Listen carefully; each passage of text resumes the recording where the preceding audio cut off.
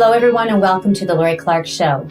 This episode of my podcast is brought to you with the help of Zoom Us, a video and audio conferencing interface. It's important to know that I'm in no way sponsored by Zoom. I just want to tell you how much I love it. It is very reliable, easy to use, and provides excellent audio and video files that my team and I produce to share the power of story with you. Another non-sponsored, couldn't do without, but just have to tell you how good it is Squarespace. When they say it is the all-in-one platform, it really is true. I go into the back end of my website multiple times a day, adjust things, post podcast, add links, and look at our show's analytics, which all sync across my devices. And when I need an image, Squarespace provides an excellent resource that's powered by Unsplash. Now for my most favorite feature, the Squarespace app. Being a working mom, there never seems to be enough time in my day. So when my daughter's in ballet, I sit in my car and upload, post, and manage everything on my website from the app. It's really cool and seamless. Squarespace is really, really simple and very dedicated to helping me create a brand of excellence. So with that, big shout out to Zoom, Squarespace, and Unsplash. Thank you for helping me tell people's stories. With that said, let's move on to the best part about today, the show. Please allow me to welcome my next guest on The Lori Clark Show.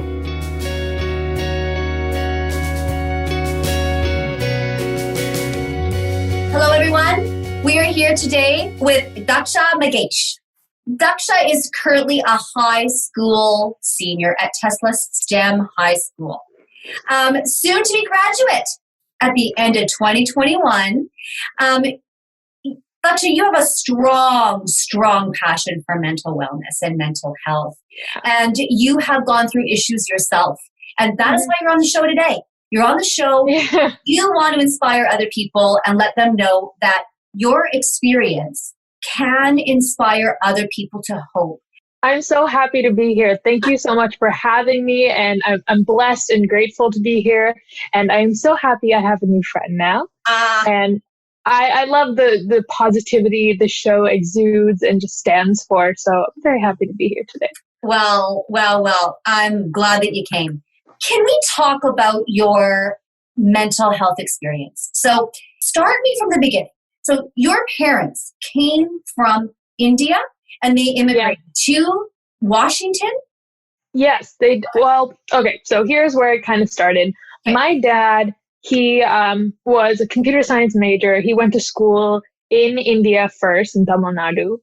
And from there, he wanted to study in the US. So he went to the University of Cincinnati and was there for a couple years until he got transferred to the University of Washington in Seattle. It's pretty cool, right? And that's when he married my mom, and they both moved here. And so I was born here in Kirkland, and I've been here pretty much my whole life. Awesome. And so that's where you went to school, and This is where you found your belonging. This is where, life was for you, where your roots were. When did you start feeling that, I don't want to say feeling, but it is kind of a feeling of anxiety, right? Yeah. I think it wasn't so much problem like with elementary school quite yet, because I didn't really know much about, where anxiety stemmed from. I didn't even know there was such a thing as anxiety. I knew there was like nervousness, but for me, anxiety was very like normalized. And so I was bullied pretty much from like third grade up until like 7th, 8th grade, like just periodically.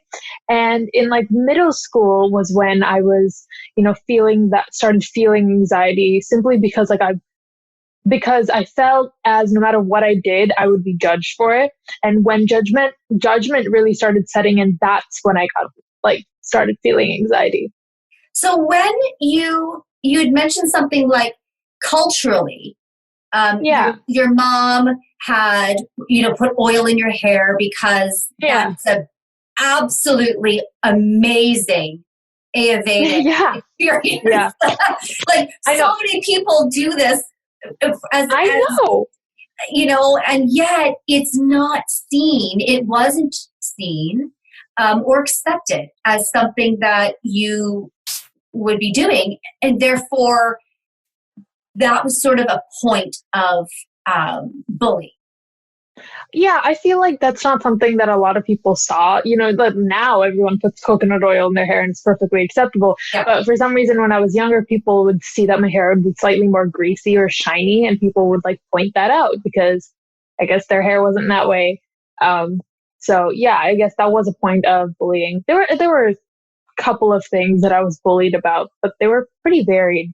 Some of them were kind of ridiculous. And looking back on it now, I'm like, I don't know why people ever believe those things. Like there was this one kid, who, she spread a rumor that I practiced witchcraft, and I had like a shark tank in my house. And I was just, now that I'm thinking about it, I probably should have just said something like really, really funny back. I should have just been like, yes, and they eat little girls for breakfast. Yes, that would have been a really great response. But in the moment, it wasn't. And it probably set you up for a lot of those. I would imagine it set an insecurity in you. Not that you were worried, but then you start with this insecurity. And then what happens? What happened that really kind of got that anxiety started? Yeah, well, I think it was a point in which the bullying kind of turned more personal. Like you can tell when a bully is just like, oh, I feel bad about myself, so I'm going to put other people down. But there was a point where it really got personal. This person who bullied me started attacking my relationships with other people. And that was what really hurt me, because not only did it isolate me from others, it made me have a bad opinion about myself. Like, oh, people don't like me. What am I going to do? Like, no one wants to talk to me. No one wants to be my friend. And of course, as a preteen, that's all you want to do is have friends and blend in, right? And then that's where the anxiety really started, where it's just like everything I did, I felt like someone was judging me, Wow. And that's really hard, because that's when your self-concept is taking formation. Yeah, and it was just like one of those things where you get really insecure about small things, and it's hard because at a certain point it takes over your life, and all you're doing is try to fight back at those insecurities and try to get back to your sense of self. Like you were saying earlier, you felt different.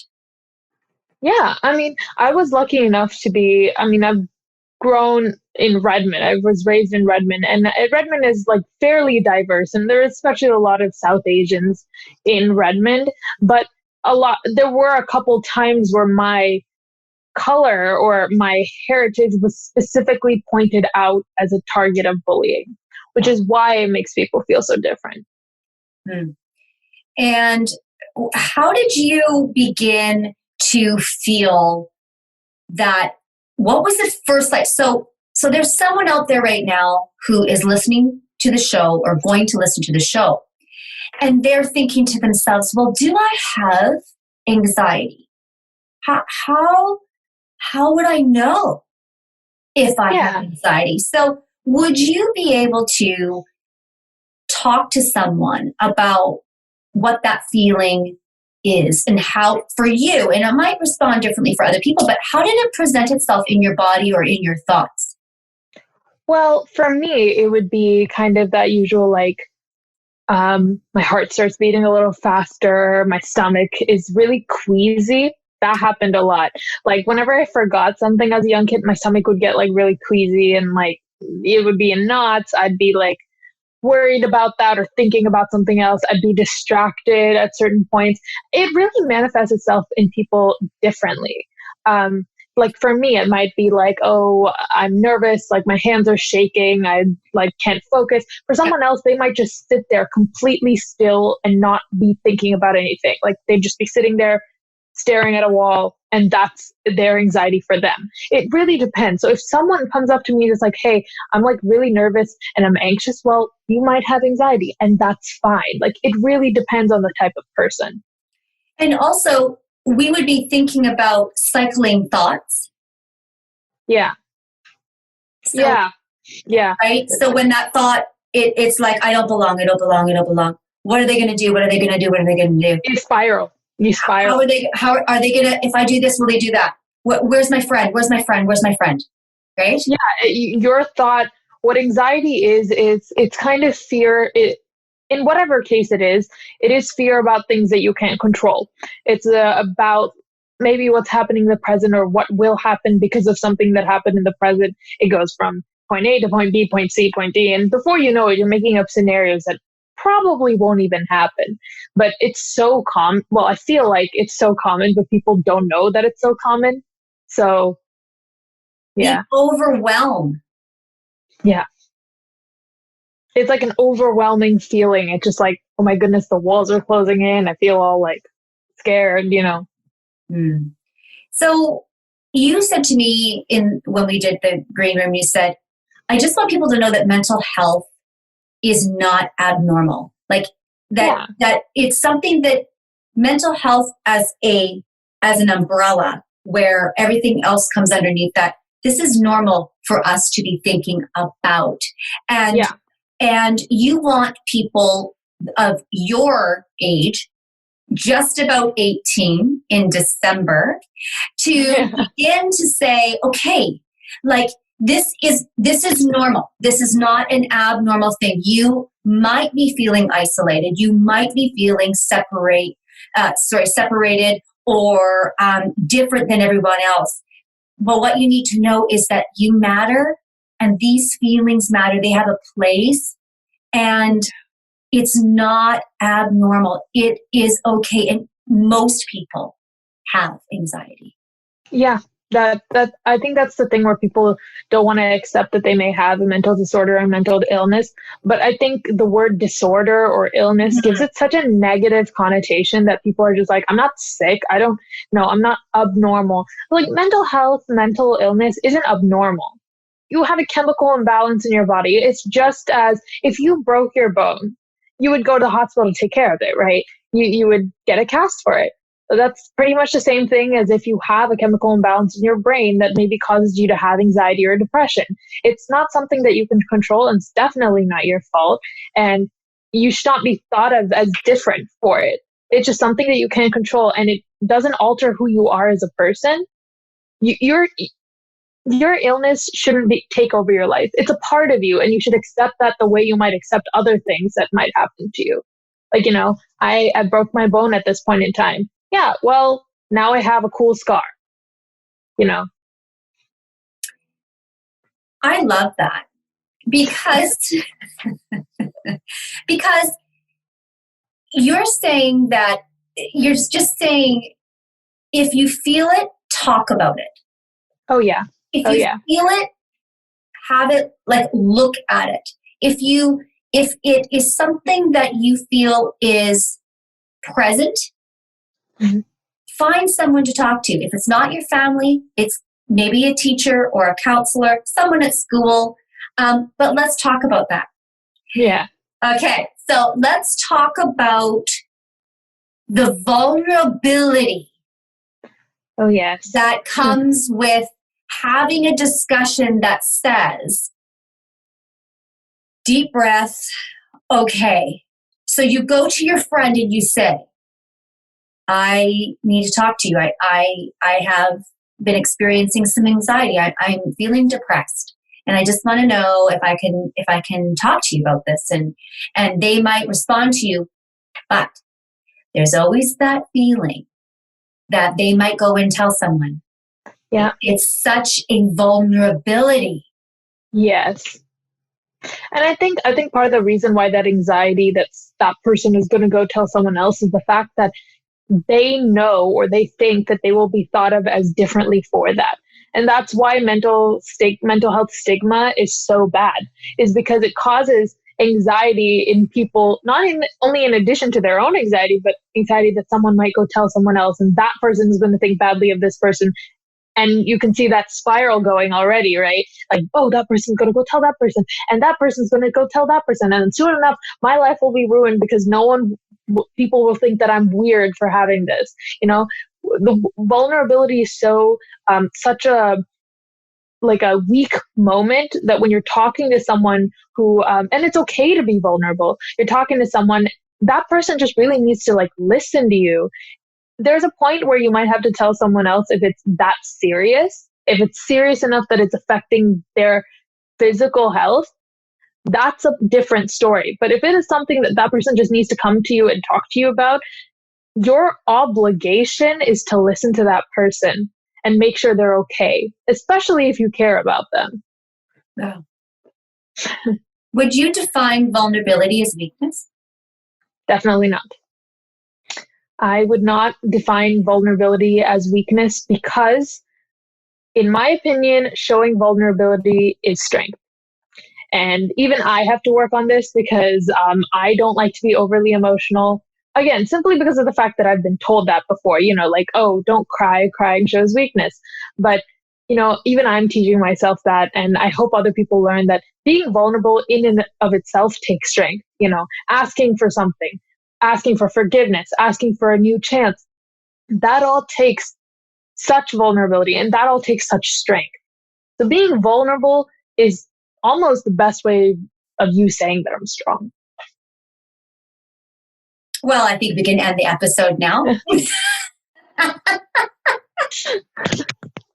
No, but I want to talk to you more. We're not ending. We have so much more to cover. Oh my goodness, yay. You are right. Daksha, you are right. Vulnerability is not a weakness. It is a beauty. It is a strength. And in order to be vulnerable, if it is this, it's putting your heart in your hand and saying, do you want this? I'm offering you something that's really special to me.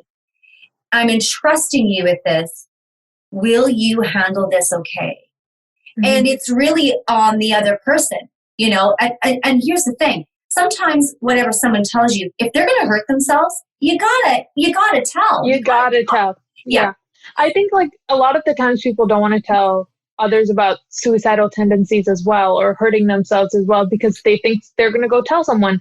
Yep. And the sad part is that's going to have to happen. And you may be mad at someone for doing that. You may be mad or angry at someone for doing that.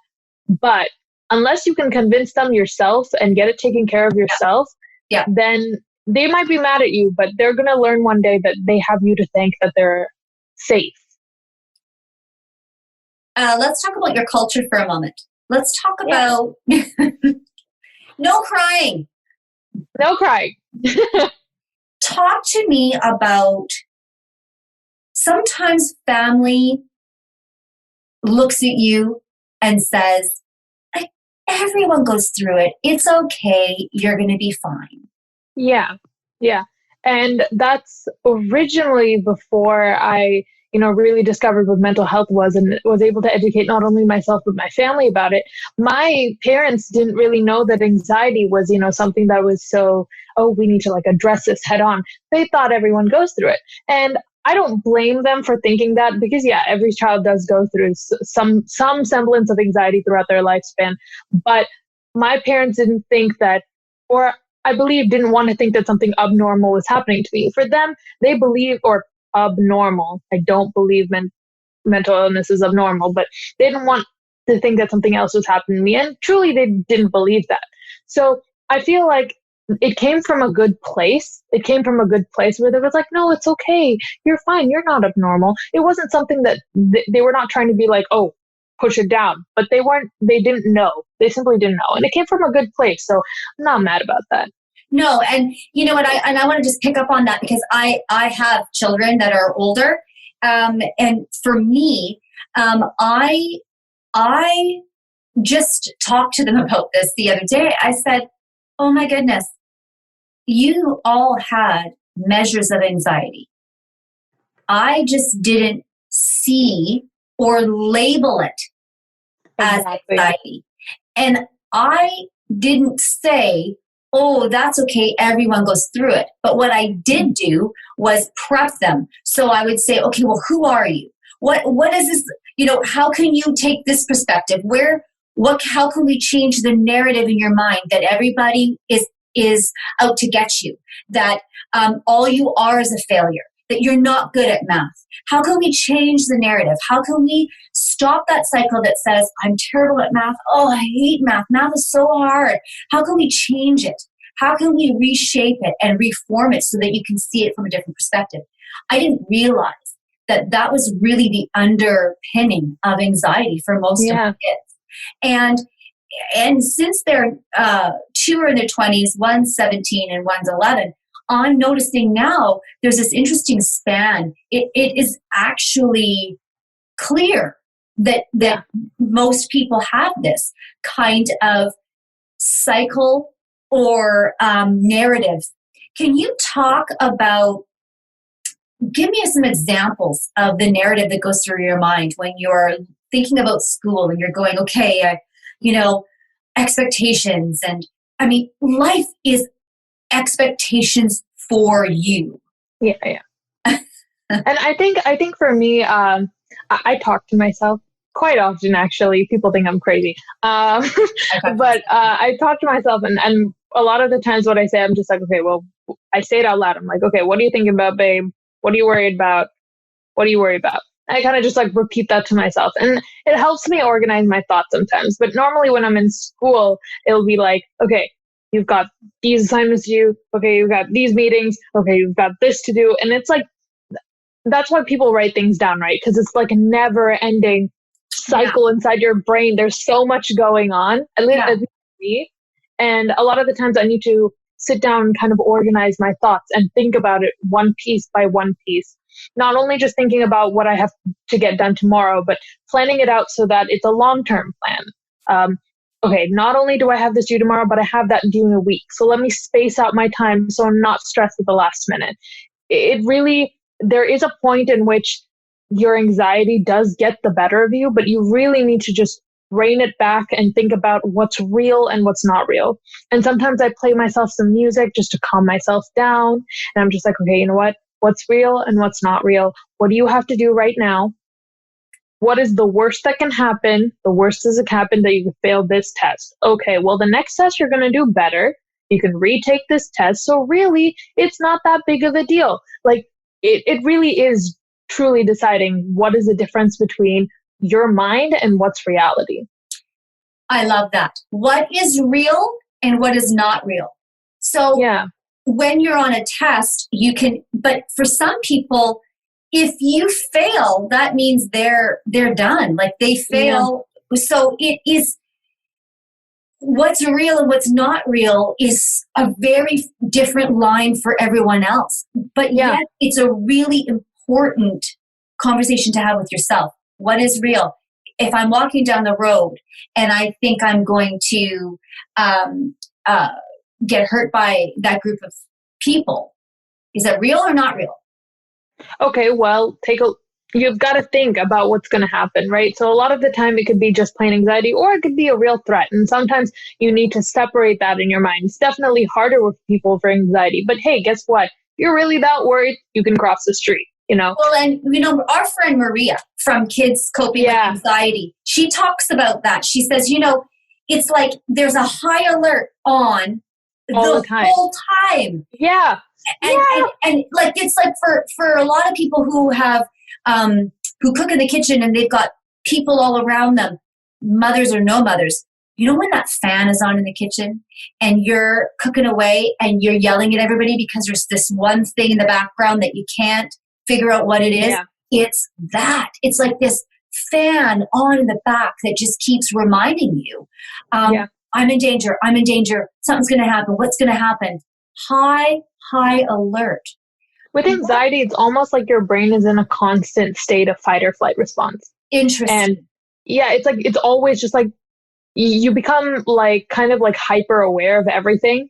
And sometimes you perceive things that are yet to happen, but may not happen. It's like saying that, like this might happen, but it probably won't, but it might happen. Those two voices going back in your head, that's what's going on. It's like, oh my goodness, like something that's been going on in my mind during this conversation. It's like, the internet might cut out, but it probably won't, but it might, but it probably won't, but it might, back and forth like that.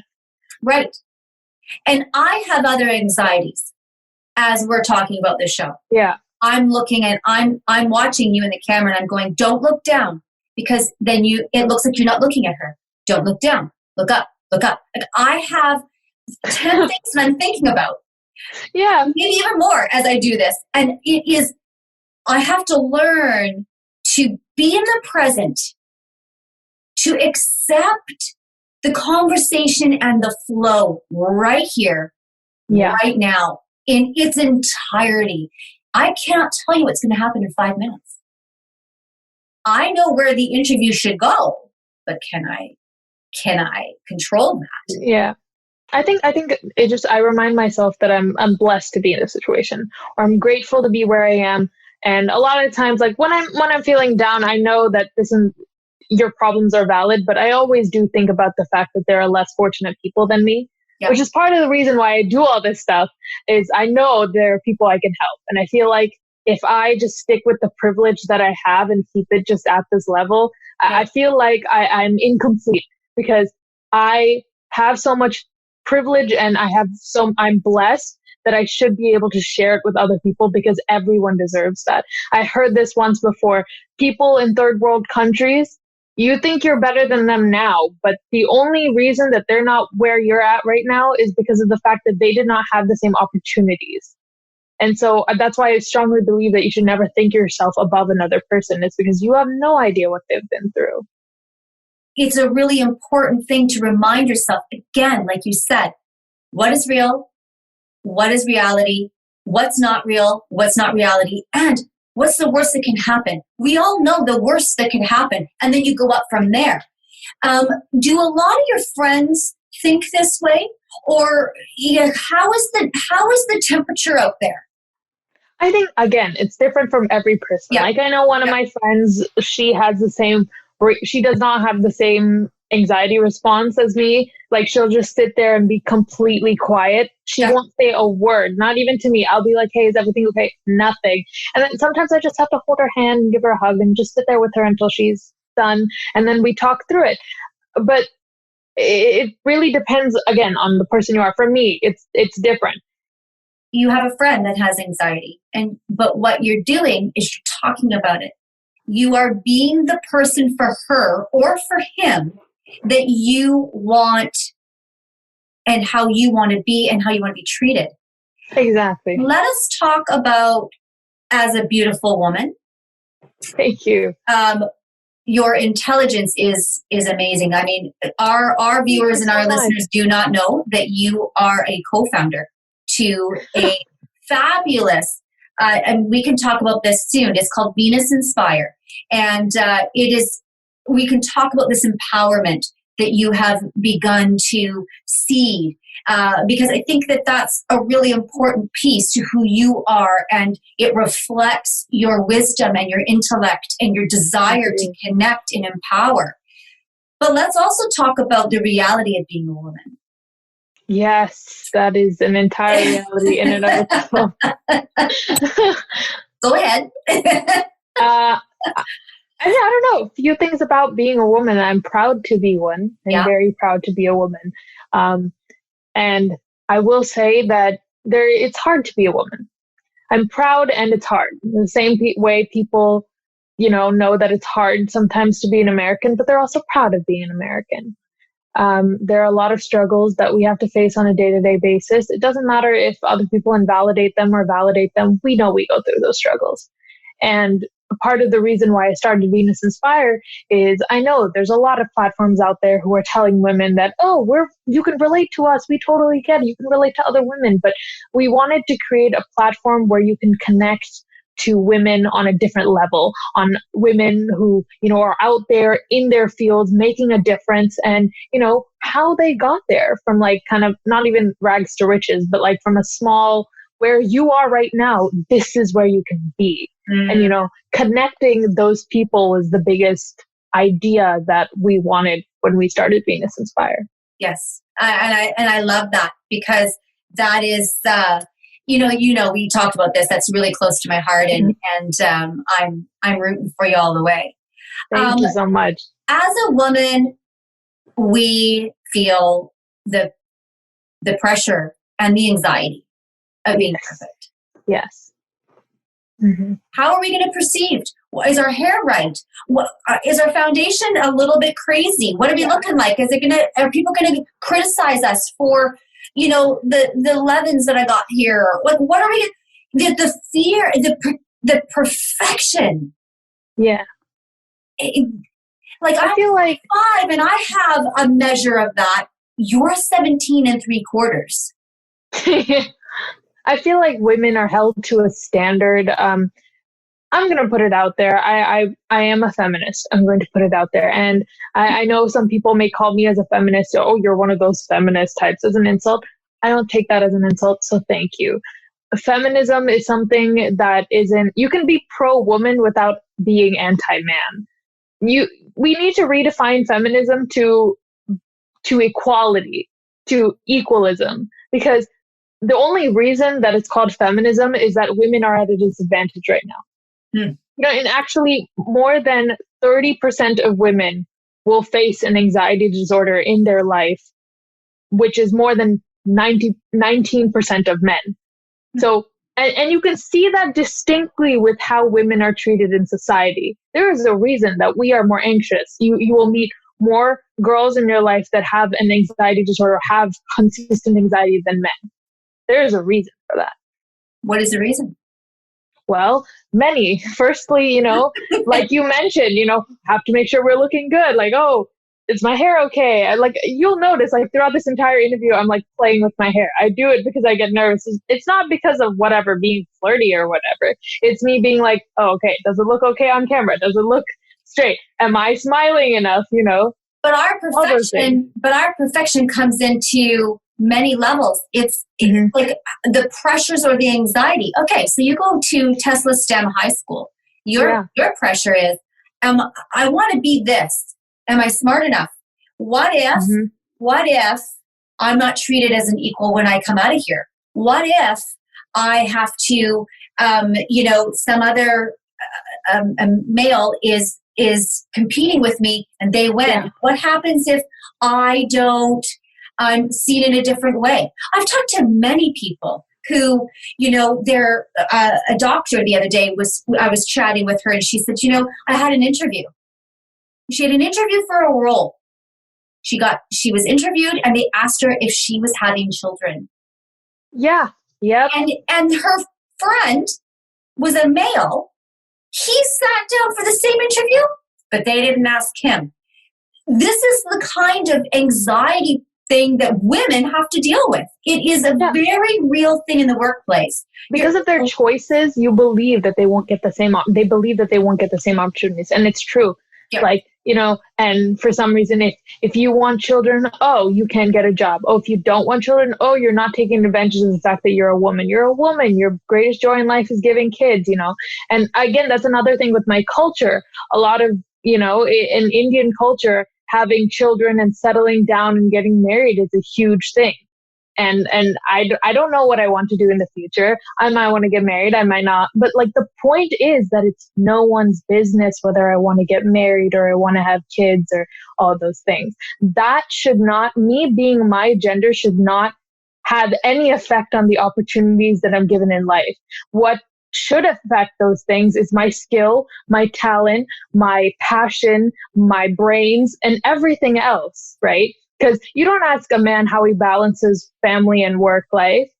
And I'm not hating on men for that. Men probably do balance those things, but they're never asked, which is why, that's another reason Venus Inspire is there, to redefine feminism, but founded by 2 women of color who know what it's like.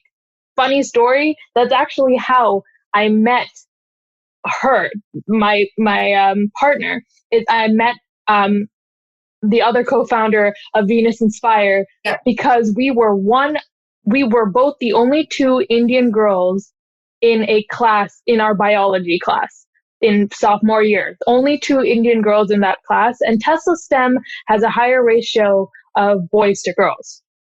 So we are already, in my computer science class a couple of years ago, I was one of 4 girls out of 30 kids in that class. What do you make of that? I think that society has a way to go, and I think that we could accomplish changing these things a lot faster if we realize that it's a problem. A lot of things people, and that's the same thing with mental health, right? We can make such a difference and we have the power to make such a difference, but the awareness is not there. Like, we can do it. We're just choosing not to. Well, and it's also about understanding that these pressures are real. Yeah. And it's not that they weren't there when I was young, but it's that now we're talking about them more. Yeah.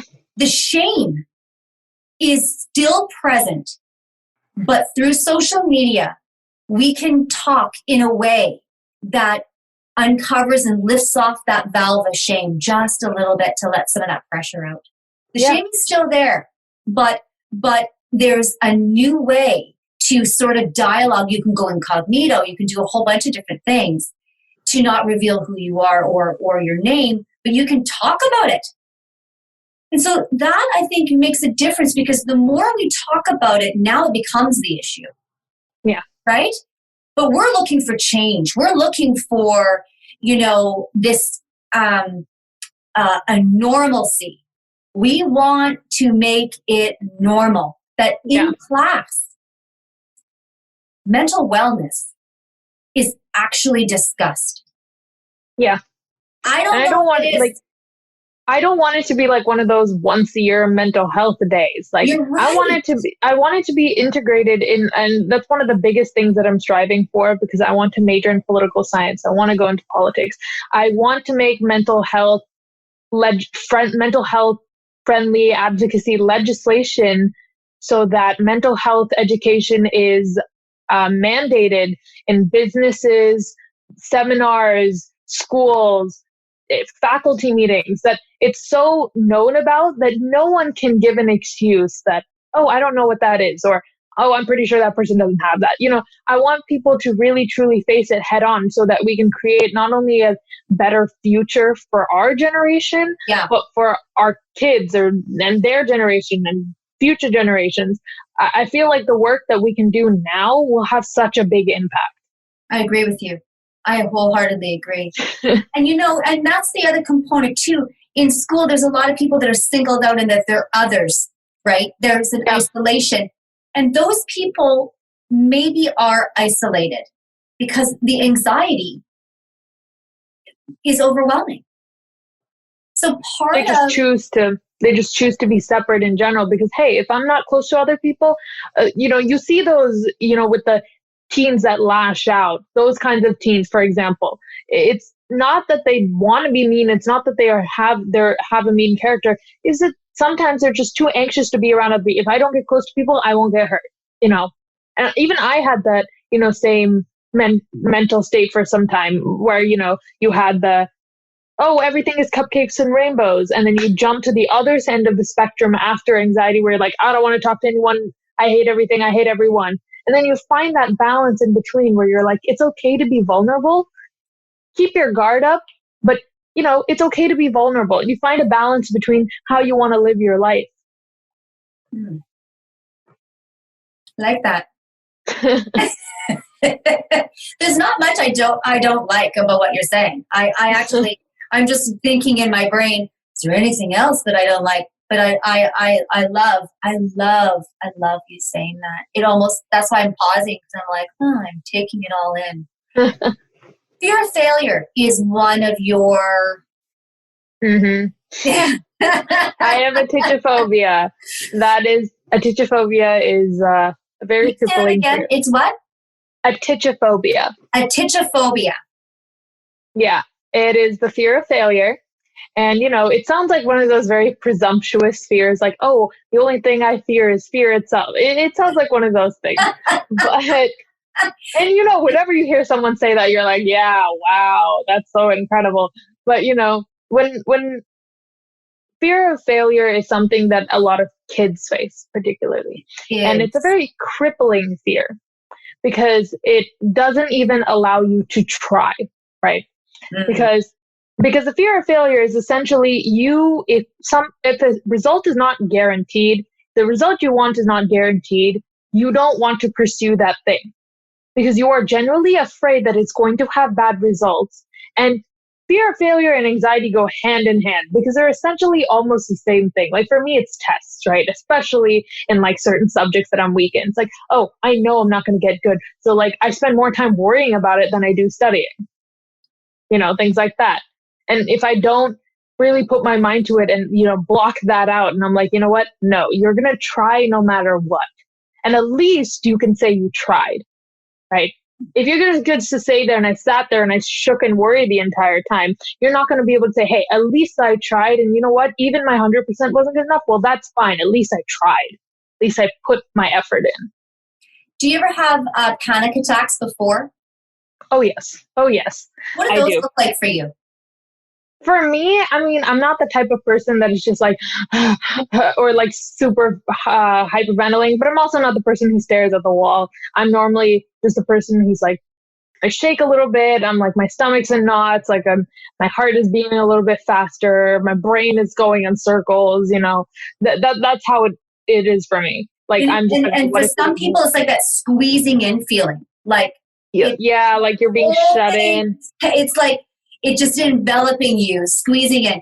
You know what's really interesting to me? The more we talk about this, the more I realize that I was the most anxious kid. Yeah, a lot of people don't even realize it because they're not educated on it. I would never, ever, ever say, up until about, it was the first time was with Maria. And Maria and I had our interview on the first day of school. Both of us did. Yeah, it was the first day of school. I think it was September 10th for us. And we did this interview together and we were talking about the first day of school and how all that cycling works. And it was then that I went, oh my gosh. And I almost didn't want to talk about it after. I realized, and then I was talking to my bro, and I said to my brother, I actually think that I had ridiculous anxiety. And he said, yeah, you totally did. Didn't even know. Yep.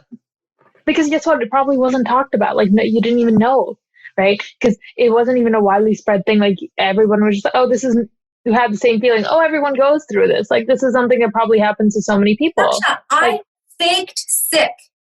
Oh my goodness. To not go to school for I think all of grade 6 and 7. I had a girl. She looked at me. I was really ugly. I got to tell you, I was like super duper ugly, super curly hair. I straightened my hair.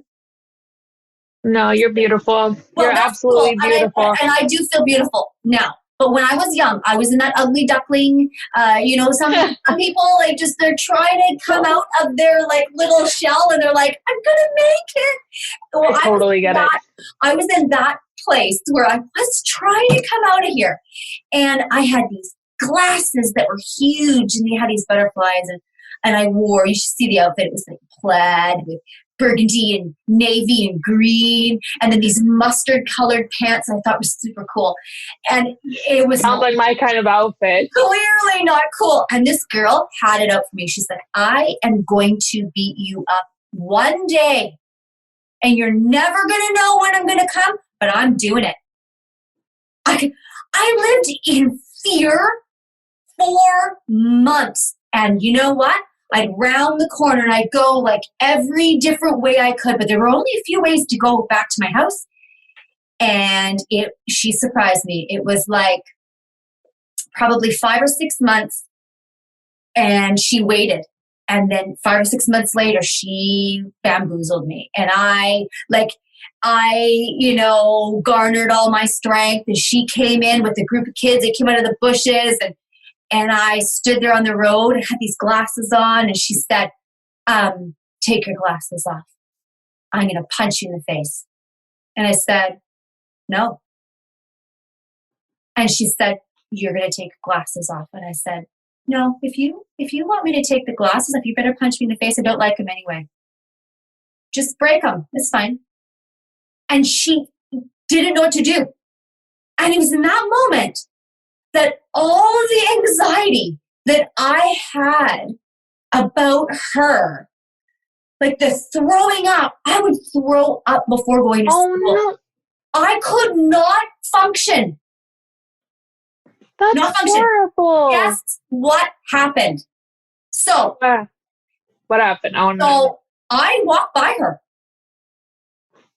Woo! You go.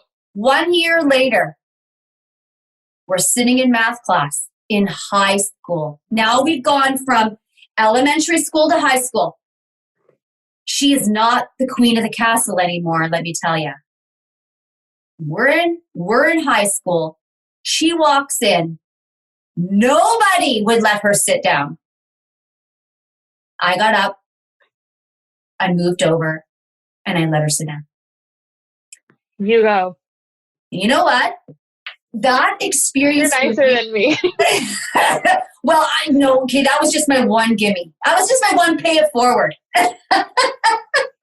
If I had someone who had rattled me that badly, like, yes, I shall be nice, but there is a limit. I would have been like, yo, no, you find somewhere else to sit. I was rattled.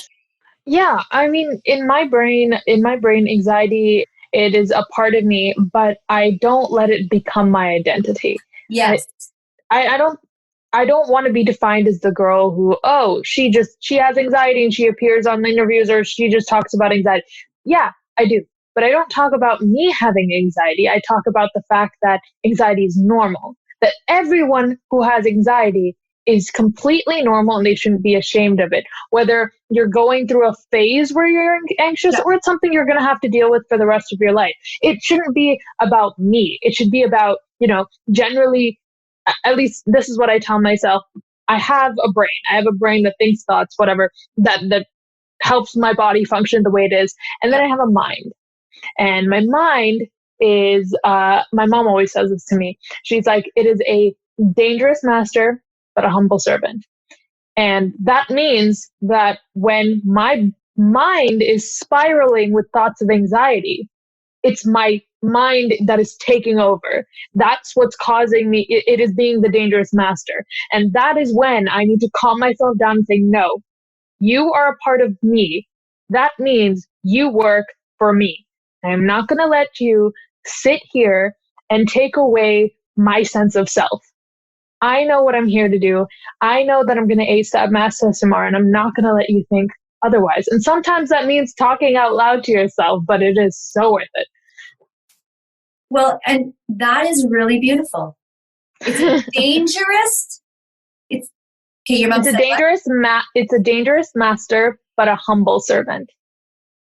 That's really cool. Because would you say, in my case, so before I go to my case, you're basically saying my point, which is it can work for you. Yeah, that day you stood up and talked to those girls and said, no, I'm not going to do it. You were making your mind work for you. You knew that your mind had the capability to stand up and doing it, but it was just easier for your mind to avoid the problem, to stay home. And I would think that your body, you throwing up and being so nervous and being sick, is your physical body protesting at the fact that your mind was not working for you. You just changed my life. I am happy. Oh, say that again. I believe that your physical body was protesting at the fact that you were not making your mind work for you. It's like your body is a temple. A lot of people say that, but I truly believe that your mind is the god of that temple. And whether you believe in a god or not, but you are that god, not your mind. So, okay, what do you want? What do you want to leave people with? Because I want to leave people with that. If you're a person of color, whoever you are out there, know that whoever you are is beautiful. If you're a woman, whether you choose to be someone who doesn't want to have kids, who wants to have kids, who wants to settle down, whether you want to become a lawyer, a doctor, or you want to stay at home and take care of your kids, whatever you decide, that is right. And that's it. No one has the right to tell you, government or anyone else does not have the right to tell you how you govern your bodies and your thoughts and your future, how you look, your appearance. And I know every day is a struggle for you, knowing that that may not happen right now. But I urge every single woman out there to, of course, first check out my website so you can connect with everyone, venusinspire.org. But to also just, no matter what, stand up for what you believe in and be proud of that. And especially with those of you who have mental illness, no, don't fight it. Don't fight it. Don't treat it as an enemy. Treat it as something that teaches you life lessons. But know that it's not your identity. Yeah. And I'm supposed to say something now, but I don't even think I'm gonna. You are so magnificent. Thank you so much. That means so much coming from someone like you. I feel like you give me compliments I don't deserve. Thank you so much. I just truly believe that. Thank you again so much. I just truly believe that this is something that everyone should do, which is why I'm doing it. If you're living a good life and you're happy, I truly believe that it is part of your duty to try and give some of that happiness to others who don't have it. Yes, it is.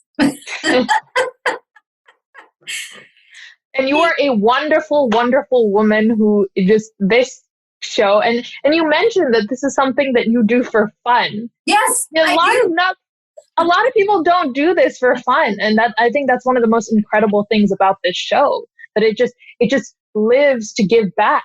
And that's fun for you. And that's so cool. It is cool. And I don't know how else to do it. Yeah. I really don't, because it's really important for me. The fact that you came on and said, yes, it reinforces that every story matters. Everyone has a story. Everyone has an experience. You shared your experience. And I know that offered a spark of hope, that offered possibility to someone else who was going alone in their room going, I don't know, or walking in the forest. I don't know if I matter. I don't know if I'm ever going to be seen. I don't know if I ever will have the courage. Will I ever find a friend? Will I ever get through this anxiety? Will I ever learn to know what's real and what's not real?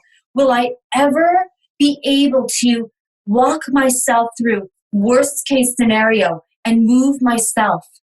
That was me. Let me tell you right now, that was me. And let me tell you that no matter what, I am your friend.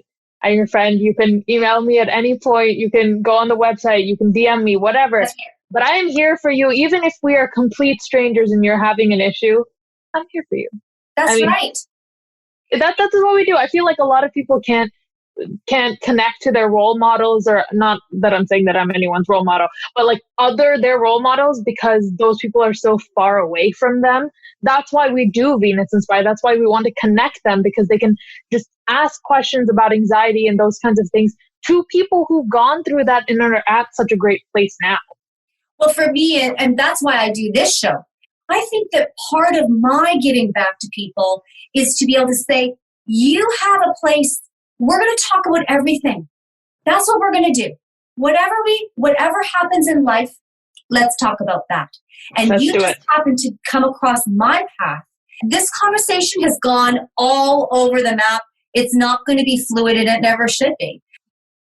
You inspire me, let me tell you. That is the nicest, that is the best pun I've ever heard, first of all. And thank you so much. You inspire me as well. To all the beautiful Venuses out there, go That's right. Be inspired. Be inspiring and be inspired. Doesn't matter what you get inspired by. But that's right. Live your life.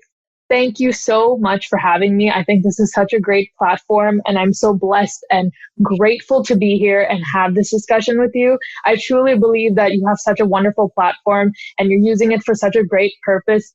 That beyond anything is inspiring. Thank you. Well, you've made it happen. It's people like you who make this work for me. I just build the platform, and then you're putting your layer into it. Please check out Venus Inspire, because venusinspire.org. And you can also check out our Instagram, which has like all of our information on our new upcoming events and all those things. And what is your Instagram handle? Daksha with 3 A's _ Magesh, Magesh. It took me a while to say your name, but you've actually said it better than anyone who is not Indian, so I applaud you for that. I have never had someone pronounce my name so well.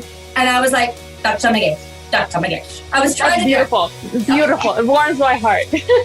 Thank you. Thank you so much.